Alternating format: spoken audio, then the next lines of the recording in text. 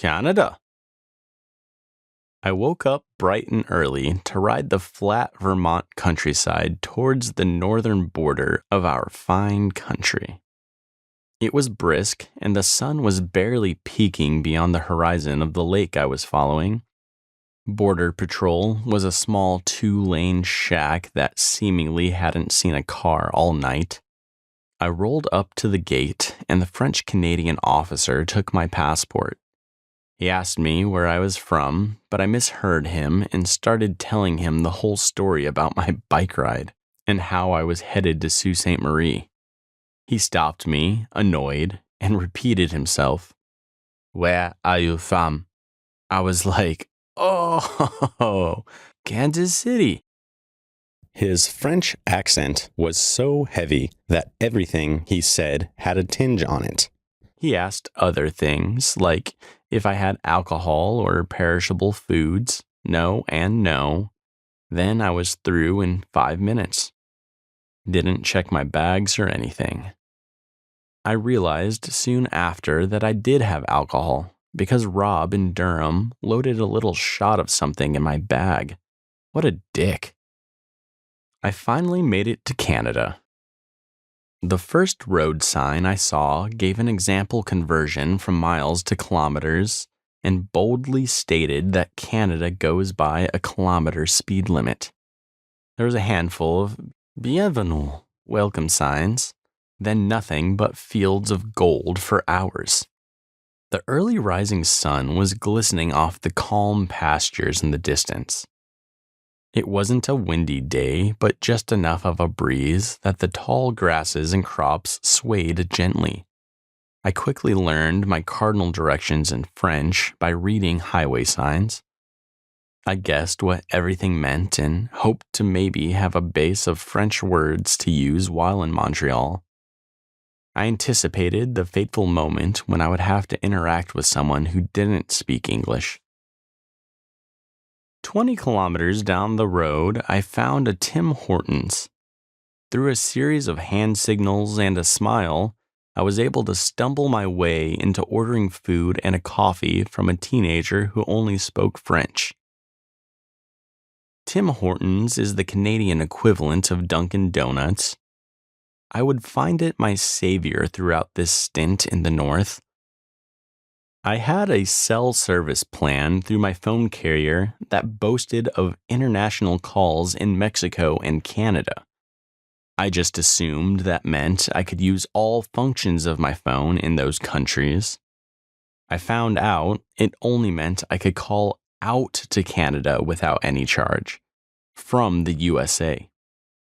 Tricked, I was now looking at a couple weeks of Wi-Fi only cell phone usage, and Timmy's came in clutch.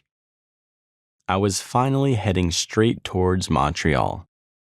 I was so consumed with reading French signs that I missed my turn and had to backtrack about a mile to get on the correct road.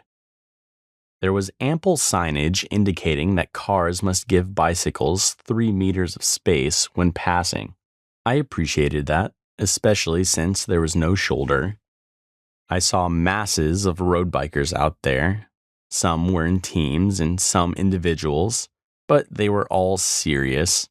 They carried determined faces and French accents as they hand-signaled passes and debris in the road.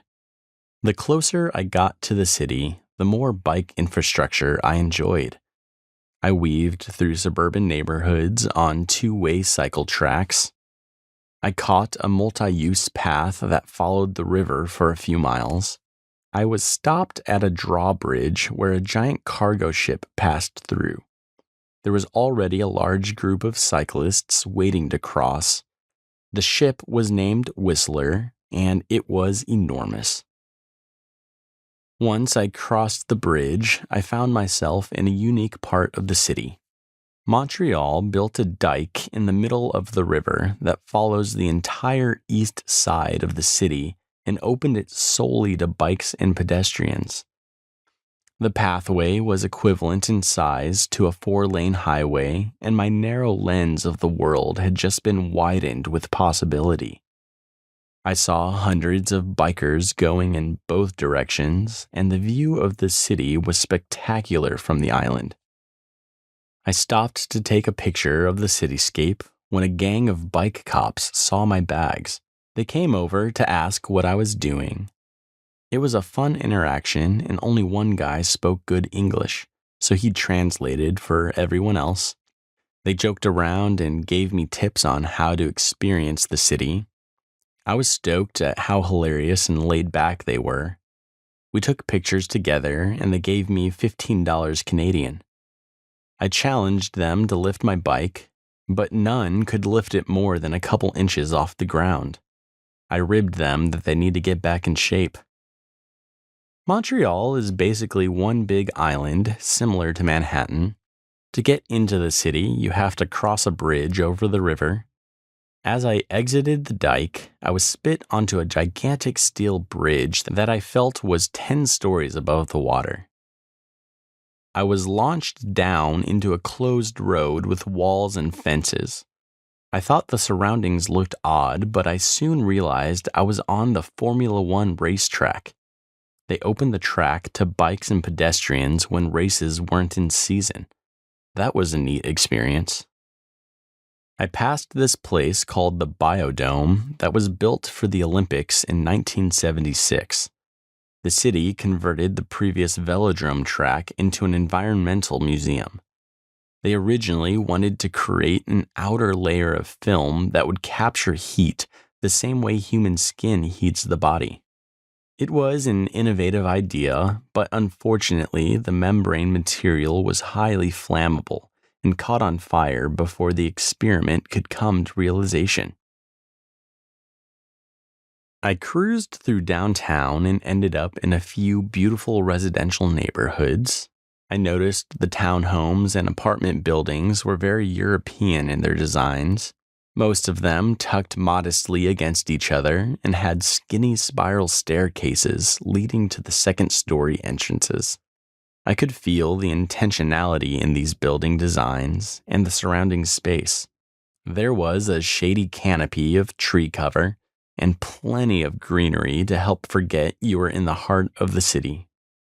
All the things that Ethan had taught me back in NYC were flooding into my brain. After a few miles, I found my Airbnb and my girlfriend was waiting for me. Kara had flown out for my birthday, and we were excited to spend the weekend together in a new and wonderful city.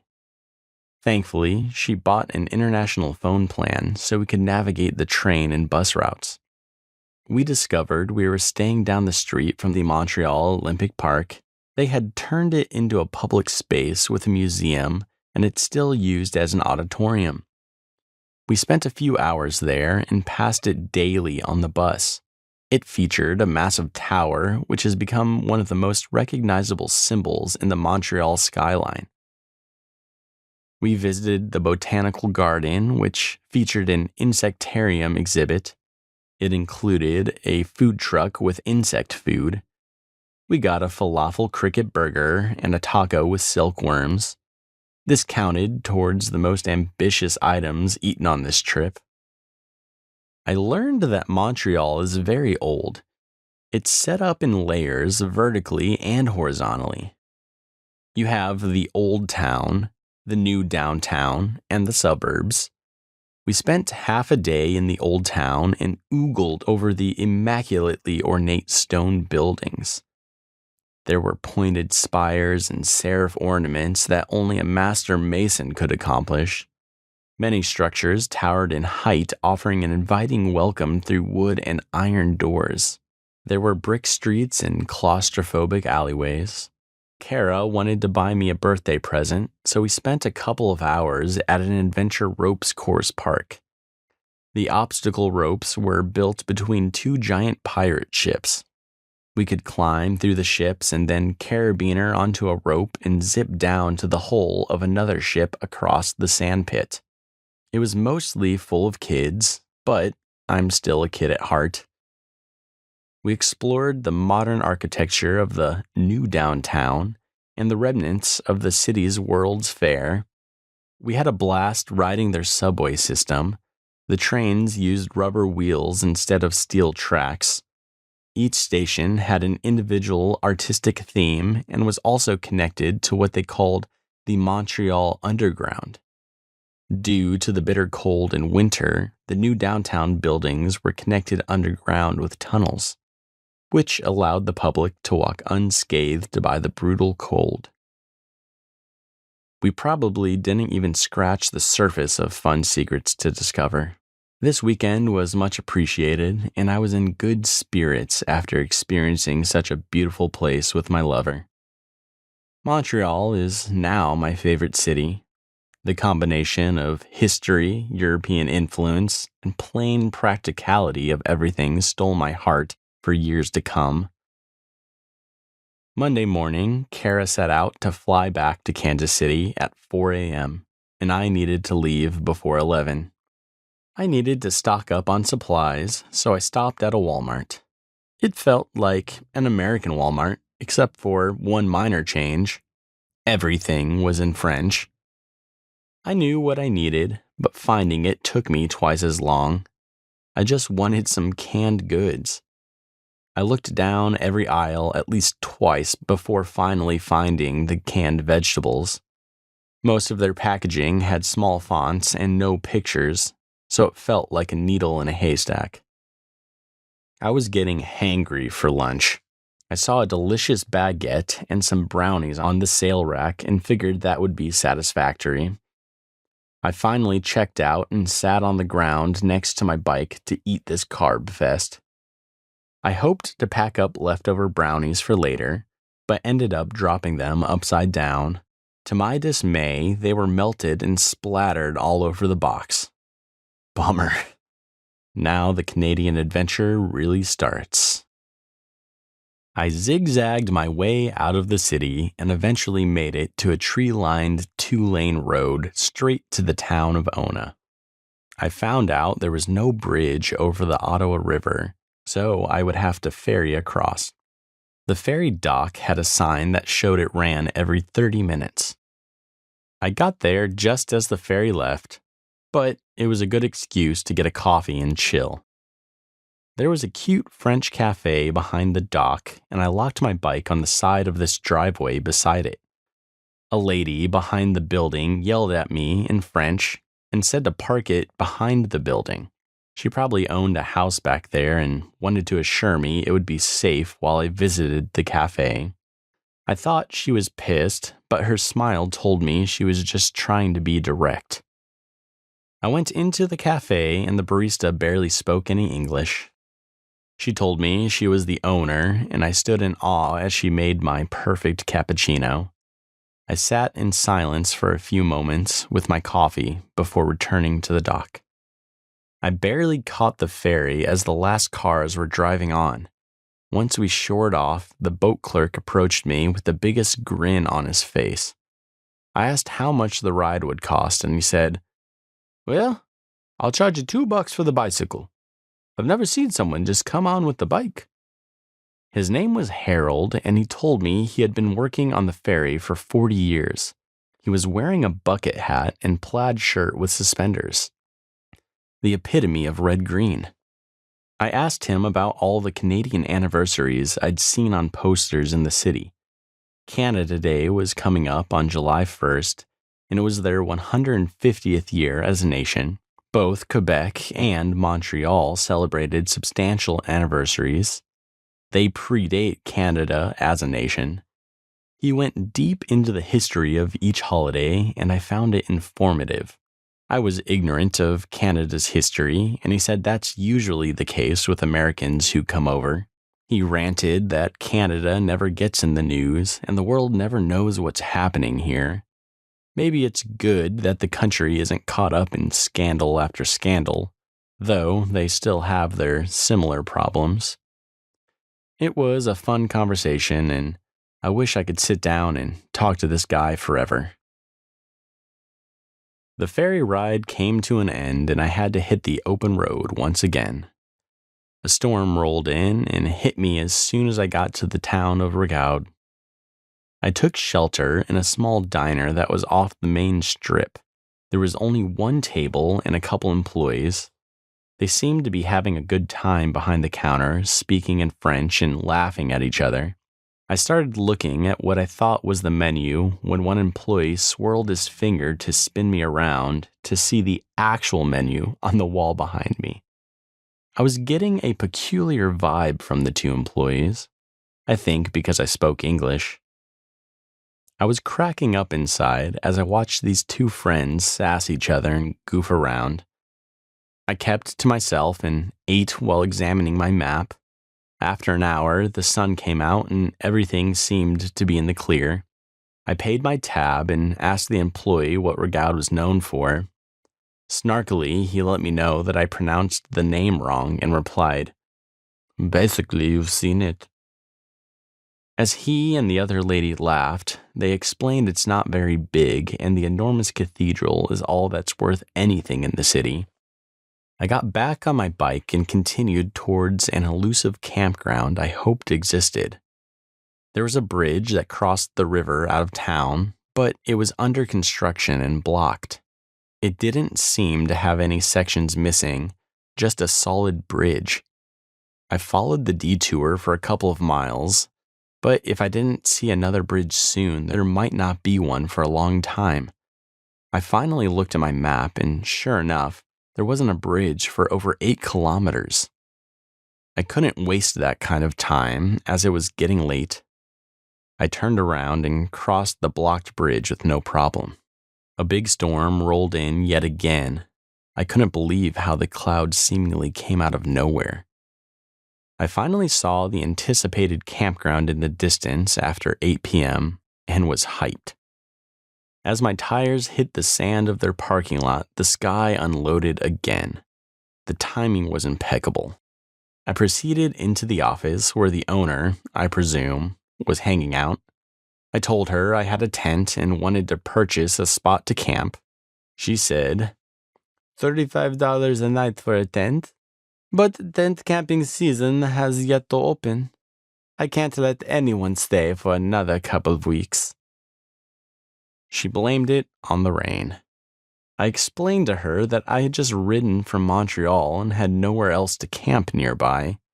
She said that there was a town 20 kilometers up the road and had no empathy for my situation. I looked outside and there was an empty pavilion right next to the office, and she wouldn't even let me sleep there. I was frustrated and kicked the dust off my sandals in disgust. Here I was at dusk and nowhere to stay. My only option was to pedal forward to the town of Hawkesbury. I only had some wheels and a dream.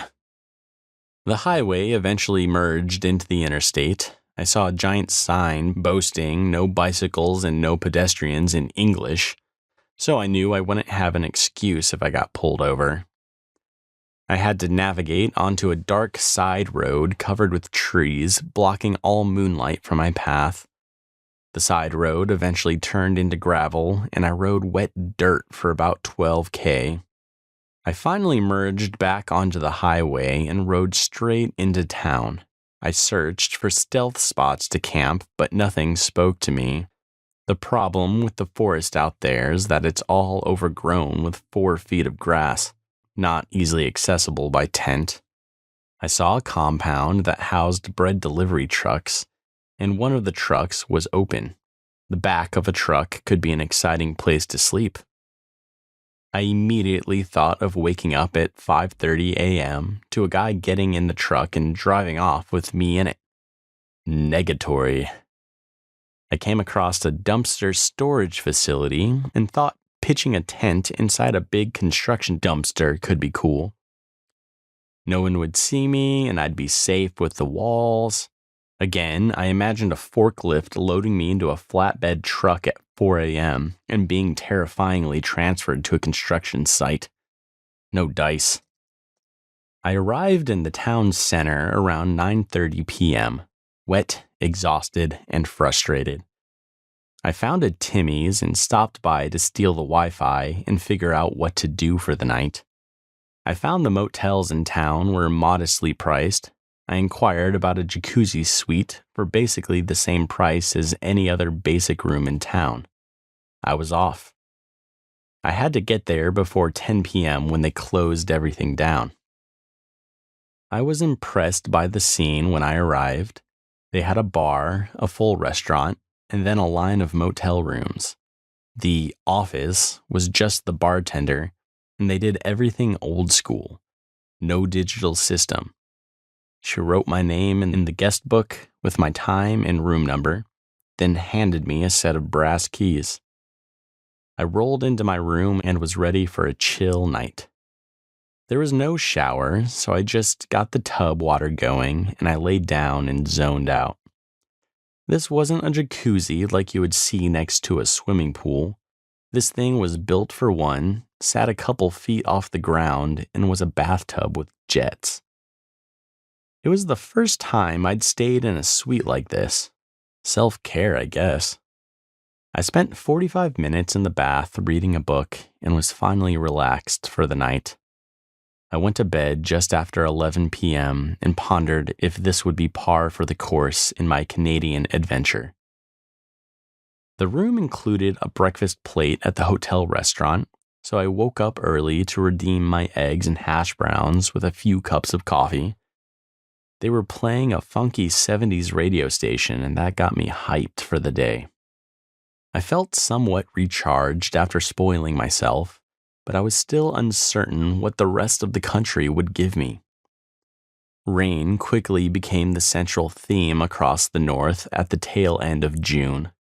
Every day would start off sunny and pleasant, then the rain would come out of nowhere and destroy my energy. It was a huge mental barrier to overcome, not knowing how long I would have to trudge forward in the wet conditions. A majority of the Ontario countryside had a recreation trail, which made for an excellent alternative to the Trans-Canada Highway that I generally followed. These trails were crushed limestone paths for cyclists and other non-motorized travelers. The problem with crushed gravel is that it gets soggy. Canada became a drag. Ottawa, Ontario, is the country's capital, and they were prepping for Canada Day 150.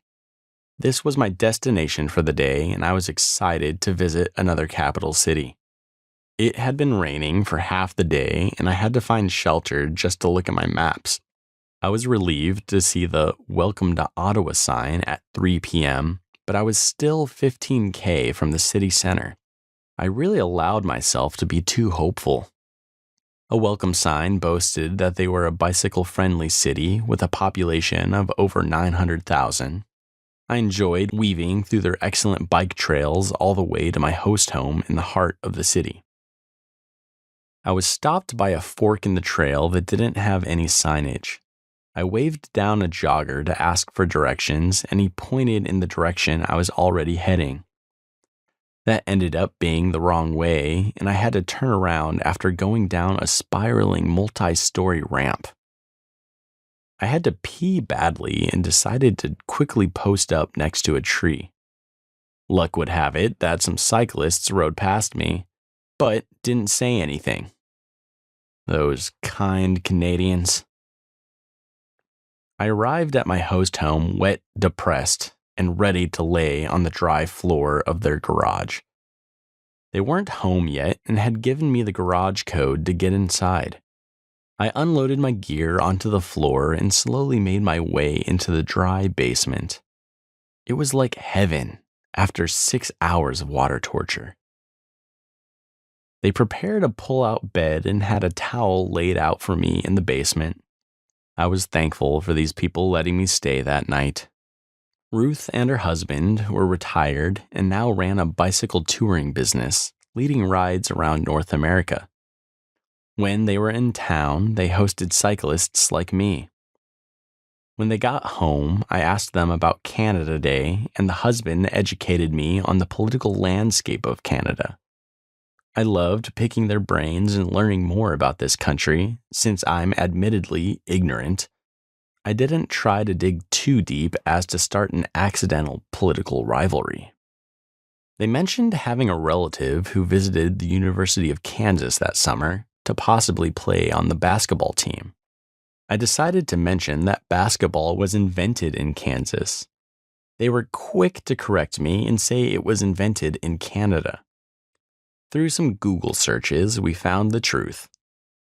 James Naismith is a natural-born Canadian, but when he came to KU, he finalized the rules of basketball, and it found popularity in the States. So Canada gets the credit, but Kansas gets the fame. I don't know why I felt so strongly about the invention of basketball. It was a great example of an essential lack of information creating a skewed narrative. I quit basketball in 8th grade. As I left Ottawa, I hoped to see the Canada Day decoration prep downtown. But I was there a day too early. I noticed the city had a lot of public art and beautiful parks. It was an odd contrast to the general architecture, which overwhelmingly felt federal, sterile, corporate, and vaguely designed. I think Ottawa would be worth another visit in the future when it's not raining. I spent the morning riding back into the countryside and found a small convenience store. I loaded up on snacks for a few days, and the cashier upsold me on a fresh ham sandwich that they had made that morning. I figured I could grab one and eat it later for lunch. Another woman walked into the store speaking English with a thick French accent, and she looked at me funny. My solar charging lamp was attached to my back and in blinking mode. I forgot it was on, and I was blinking like a stoplight throughout the store. The French lady was trying to tell me I looked like a lightning bug, but she wasn't sure what that was in English. It took a quick game of charades to help her explain the reference, and my heart was warm from the wholesome interaction. I had a plastic cup holder attached to my handlebars and placed my sandwich in it. I wanted to savor the sight like a hamster in a wheel until I could unwrap and enjoy it, just dangling within my reach. I wish I always had a sandwich in a cup holder to keep me company. Most of the time, I just had scalding hot coffee singeing my leg hairs off. I had another dull rural trail day. It was wet and slow rolling on the damp gravel due to my load being so heavy. I was bumming pretty hard when the rain started dumping uncontrollably. It was a full-on downpour. I had been anticipating this all morning, but that didn't make it any easier. I was a soaked and sad boy. I experienced these moments that I like to call full circle. It's when something unannounced and crazy causes you to get abnormally angry, and you're so furious that the anger just turns into laughter because you can't even accept it as real life anymore. I laughed and crazily sang to myself as these ridiculous thunderstorms dominated my surroundings. I was losing my mind until I arrived in the small town of Cobden. This town was a sight for sore eyes, a rural gem on the river and home of Vacation Land Camping Resort. After giving the town a complete pass-through, I found the Whitewater Brewery and decided it was time to take a break. It was a large log cabin-style building with a comfortable seating area. I figured I would eat a quick dinner and go on my way. I was pleasantly surprised to be accepted by the locals and spent a couple of hours at the bar. It wasn't even 5 minutes after walking in the door when this guy named Mike started talking to me. He couldn't have been much older than I, and he immediately put a beer in front of me to hear about my adventures. He told me how he'd road tripped to British Columbia a few years back and thought that was one of the most memorable times in his life. He also worked at the brewery, so he introduced me to all the bartenders. Before long, a couple guys, originally from Quebec, sat down and started a conversation with us.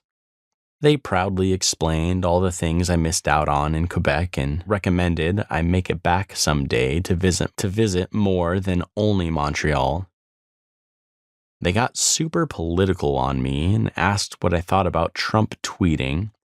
I did my best to avoid that conversation. I think it's funny that Canadians were making fun of Trump, because I think he deserves it. I'm not interested in having heated debates with strangers about politics. I like to keep things light and positive, but for the record, fuck Donald Trump. I don't mean that in a I can't believe he's in politics kind of way. It's more because his entire career is a scam and he has no business being in the public sphere. Mike asked if I had had Canadian maple syrup yet, and I admitted I hadn't. He was almost offended. He slapped his hand down on the bar and called to the bartender, "Get this man a shot of pure Canadian maple syrup from the kitchen." Indeed, it was the best tasting syrup I'd ever had. Mike proceeded to introduce me to the owner of the brewery, who is an avid kayaker. He told me about paddling the Colorado River through the Grand Canyon and how adventurers always come through the brewery and camp on their property. I was about to ask if I could camp for the night, but Mike quickly offered me his backyard down the street.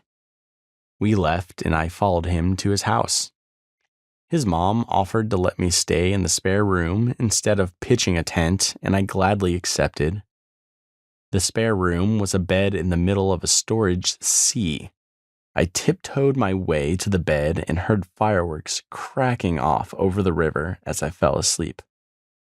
I felt proud to be in Canada. It was finally Canada Day, and I was excited to see the country celebrate. Mike cooked breakfast and gave me a bag of weed he had grown. Apparently, he was a licensed grower of medical marijuana and doing pretty well. He explained that he went to conventions every year to find customers and showed me his growth operation. I'm not a big smoker, but I accepted his kind gift and was on my way. As I left Cobden, I thanked Mike and his mom for their hospitality and wished them the best. I caught up with the Trans-Canada Highway once again, and it wasn't even an hour before the weather got gloomy. Clouds started to swirl haphazardly and block out the sun's beautiful face. The wind picked up, and I put my rain jacket on in preparation for the worst. Boy, was I glad I did. Within 5 minutes, it started pouring. 15 minutes after that, I couldn't see anything in front of me. I fought 50-kilometer-an-hour gusts of side winds, nearly knocking me over with giant walls of rain. Cars were stopping on the shoulder because they couldn't see anything in front of them. It was dicey. You should note that I'm riding on the shoulder of an 80-kilometer-an-hour highway while this is all happening, hoping that my 2-inch diameter blinking tail light and orange vest will make me visible to motorists. I was basically a sitting duck. I rode in that storm for about 40 minutes before it calmed down to a sprinkle. I eventually found a Timmy's off the highway and wondered if my savior was taking me home. Coffee and a donut are the only things that remind me I'm human after the onslaught of rain and desolation. I wasn't sure where I would sleep on Canada Day, but I knew I'd be riding alongside the Driftwood Provincial Park. It was a forest full of vast open areas and would have been a fantastic place to stealth camp, if I didn't get attacked by bears in the process. Several Canadians had warned me about Ontario's sizable brown bear population, even prompting me to buy a can of bear spray as a safety precaution. I never did and figured I would assess my risks as needed. I took mental notes of potential forested camp spots just in case. I saw a couple of campgrounds on the map, but I was weary of whether they actually existed. Anything is possible in this neck of the woods, and maps tends to be inaccurate. Sure enough, I found a provincial campground on a lake and was ready to settle in. It rained for the last 5 miles heading towards the campground, but the sun showed itself as I rode through the entry gates. I entered the office and nobody was there, but the attendant saw me from afar. She drove up on her golf cart and, fortunately, said a couple of spots were available. Unfortunately, they were $32. I went ahead and purchased a spot so I could get a full cultural experience on Canada Day. The attendant led me to the campsite, and I found the ground wet and muddy from the rain. I threw down my tarp and made it work. My clothes were soaking wet, and I didn't want to leave them outside to dry. I flopped into my tent and fashioned a makeshift clothes hanging system that took up 75% of the space inside. I stripped naked and tried to relax in my claustrophobic privacy for a while. I was cold, wet, and in a testy mood. Not even 20 minutes passed before the rain fell again, and hard. I assumed the rain would never stop and ruminated about my existence before falling asleep for a couple hours. The rain stopping woke me from my slumber, and I heard people moving out and about.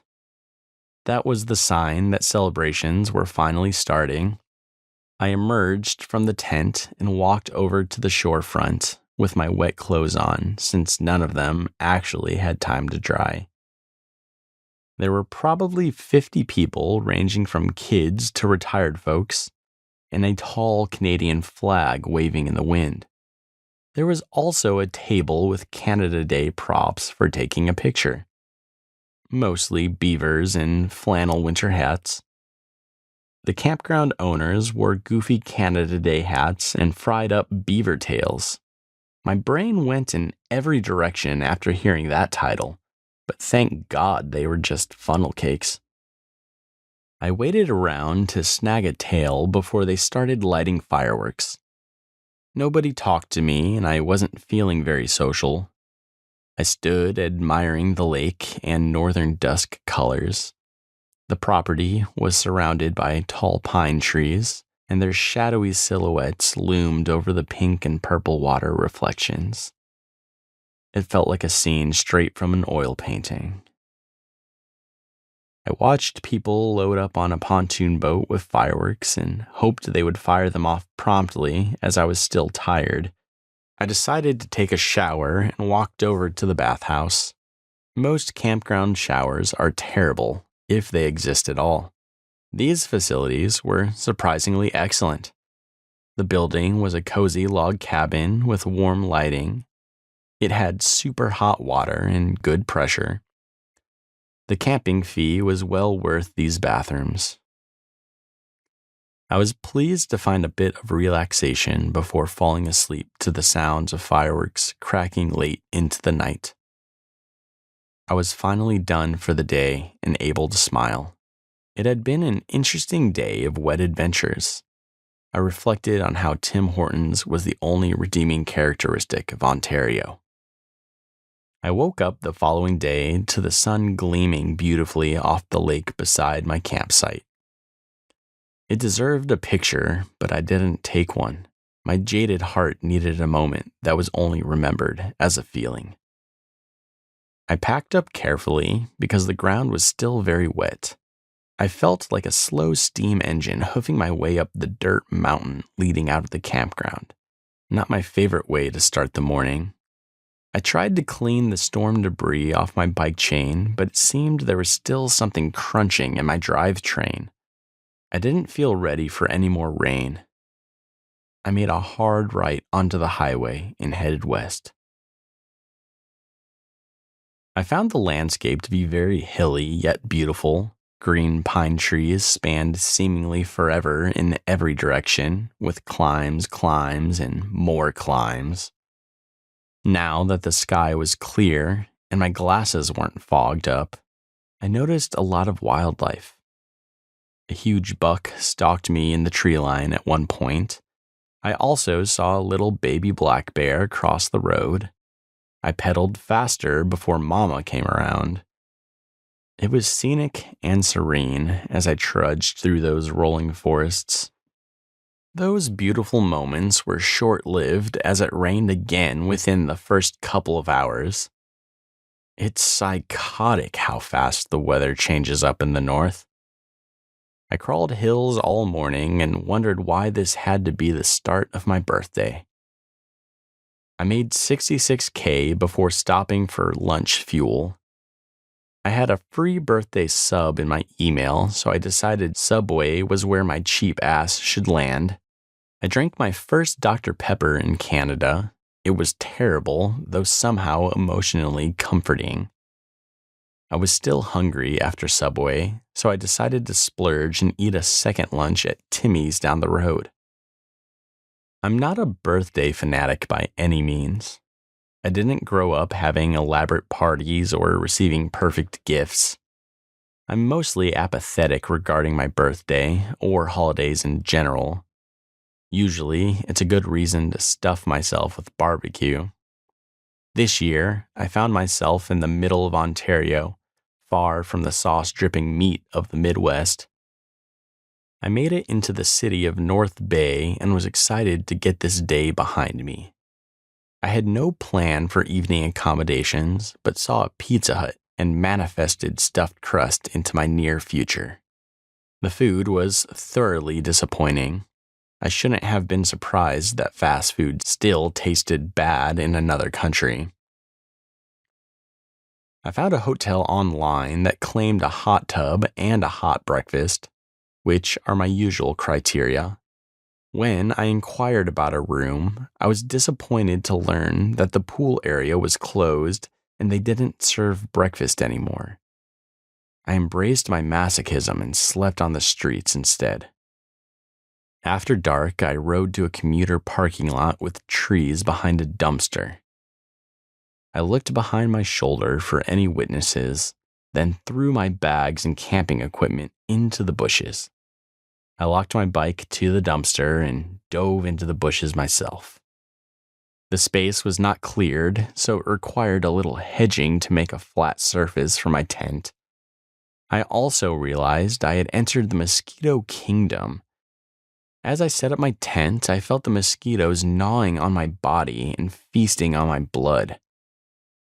I dove for my life into the tent and zipped up with minimal bugs flying in it. I took a couple sleeping pills and put my earplugs in, hoping for a good night's sleep. Little did I know that people would be hot rodding in the parking lot all night long. I could also hear every conversation coming from a nearby hotel. My soul was dying. I got hardly any sleep. I was anxious and the bugs were incredibly annoying. I woke up around 5 a.m. to a semi-truck parking on the front side of my dumpster. I packed up as fast as possible, threw my equipment near my bike, and hopped out of the bush. I loaded up my bike and rode out looking classy. I cruised to Tim Hortons for an early sandwich and coffee. I didn't want to hit the road too early because I didn't have adequate lighting for riding in the dark. As I chilled in my booth, a random guy in his 50s approached me and asked about the ride. He had disgusting teeth and a cold personality. He wore a plaid long sleeve and a cap, typical Ontario Canadian. He explained that Sudbury is one of Ontario's most dangerous places and that I need to watch my back out there. He blamed the Frenchies for being horrendous drivers, while immediately backpedaling and saying he had nothing against French-speaking Canadians. Nice try, buddy. He also told me to watch out for bears in the forest. He kept insisting on bear spray or a bear banger, which is like a loud, non-lethal gun. Another guy who was sitting in the corner, I'll call him Larry, butted into the conversation and gave his 2 cents. It immediately became a contest of whose know-how was more legitimate. A couple of old hard-headed men. Larry was hitching across Canada to his home in the West. He explained that he had hitched across the country many times and slept in the woods too many times to count. When the conspiracy guy finally left, Larry gave me more sound advice. He explained the importance of tying your bags high in the trees and creating a perimeter with strings and bells to scare most animals away. I thanked him for the advice and wished him safe travels. A couple days later, I stopped at a truck stop and saw my hitchhiker friend again. He sat down next to me and told me a little more about his life story. He was battling cancer and said he smoked marijuana to calm the pain. He complained about getting kicked out of places for peddling cash, so I gave him $5 and encouraged him to keep going. Larry had a cane, a large hiking bag, and looked like Willie Nelson with his red bandana. He needed to hitch another ride, so we left our separate ways once again. I was stoked to have run into him a second time and hoped I helped him keep going. It's inspiring to know people can keep going if their spirits stay up. My mom is an excellent example of this theory. She had a stroke in 2006, which took away her mobility for a couple years, but ever since, she just keeps going. She started a farm with my dad and keeps working part-time while tending to her gardens and all the animals. I personally rely on encouraging words to keep me going, especially on this trip. I don't have a lot of positive fuel by my own merit, as I'm a natural cynic. I need the support of friends, old and new. I ended up in a small town with a provincial park campground, so I inquired about staying. A teenage girl was running the office. She explained that tent camping was $45 a night and that there were no primitive spots left, but offered a regular spot for $55. I thanked her for her time, and as soon as I left, I was like, nope. There was a beautiful arched bridge at the beginning of town, and I knew that's where I would stay. This concrete bridge spanned 50 feet above a large river and near a waterfall. Underneath the bridge was a perfectly flat area on top of some rock bluffs overlooking the river. It felt like a camping paradise. People were fishing below, and I waited until they left to throw my camping stuff down. I had to park my bike out of sight of the road, which required lifting it over a concrete barrier. I hopped over and walked down a ravine to access the camping area. I set up my tent and was living the good life. I cooked dinner, got a soda pop from the gas station down the street, and chilled until dark. I felt safe, cozy, and at peace. A complete 180 from the day before. The river also created naturally cool air, an extra amenity of bridge dwelling. I was very thankful to find an easy place to sleep. In the final stretch of my Canadian adventure, I planned 2 100-kilometer rides, but I had been flirting with the idea to go 200K all the way into Sault Ste. Marie. I decided to reach my first 100K and then see how I felt. I rode the northern coast of Lake Huron in the first part of the day, and that was an accidental bucket list achievement. This was the one Great Lake I'd never seen before. At 70K into the day, I found a town where I could buy lunch. I saw a Timmy's on the map, but was stopped in my tracks by this place called Dixie Lee Chicken. It was so American I couldn't breathe. I immediately took a photo and waltzed inside with glee, unable to contain the smile on my face. The employee had seen me take a picture and wondered what the big deal was. I got to the counter and found out every meal comes with waffles.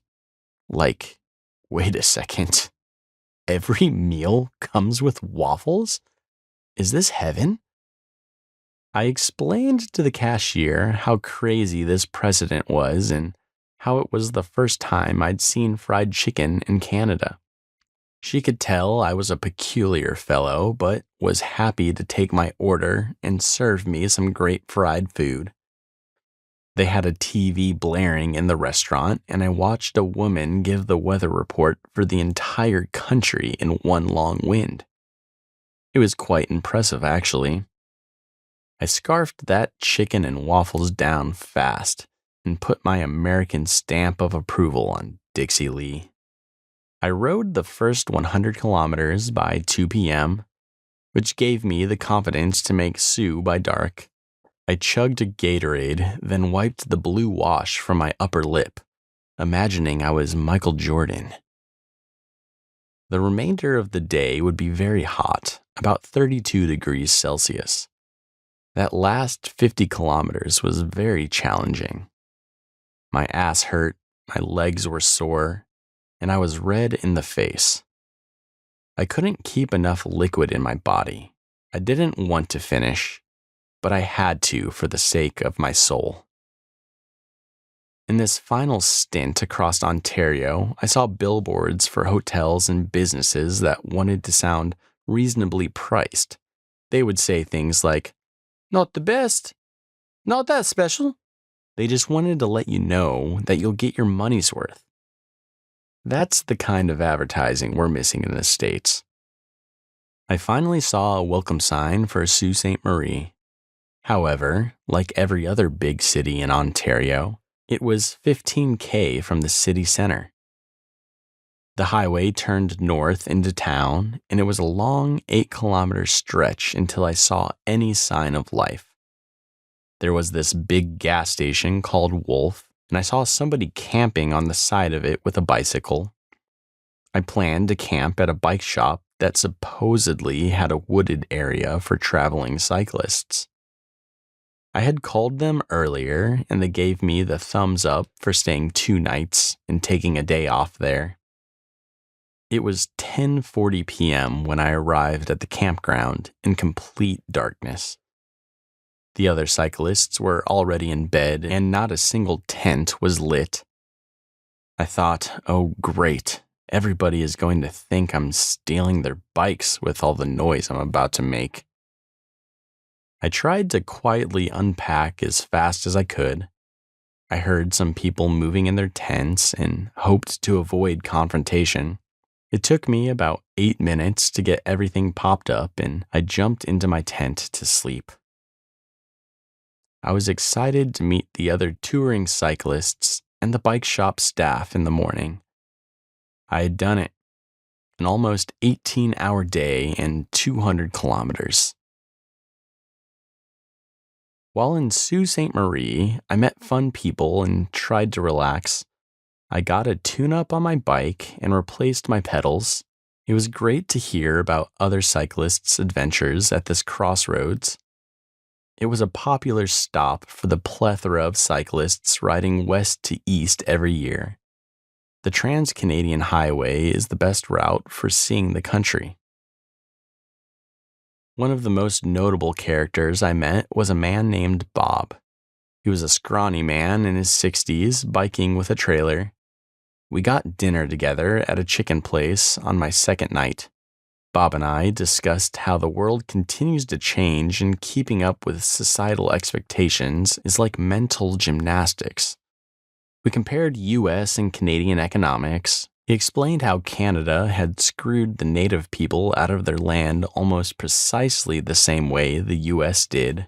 North American colonization has a lousy track record. We agreed on how fucked up colonialism is, and how it isn't taught in a historically accurate way. I enjoyed our informative and frank discussion. The next morning, before I returned to the States, we grabbed breakfast together at Timmy's. It was insanely busy, and I was trying to spend all the Canadian cash in my pocket. When I finally got up to the counter, my order was the exact amount of cash I had down to the cent. Wow. I probably won't see that happen again. I wished Bob good luck for the remainder of his travels, and we both rode our separate ways. The landscape of Canada proved to be lovely overall, but I accidentally experienced the rainy season. Where the desert made me feel isolated, Canada broke my spirit with the wet conditions. I never realized how rural the country really is. Still, they do an excellent job creating opportunities to enjoy outdoor activities. Each coast houses the largest populations, and most of the country's land is uninhabited.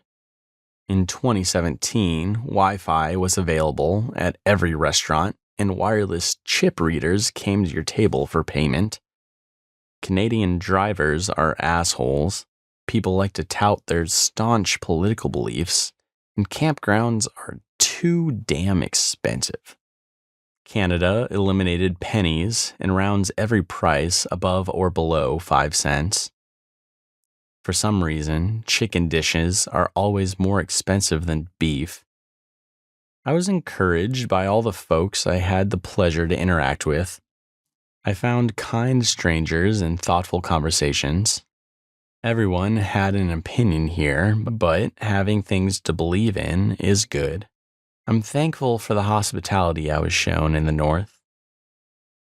What will the rest of the northern U.S. be like?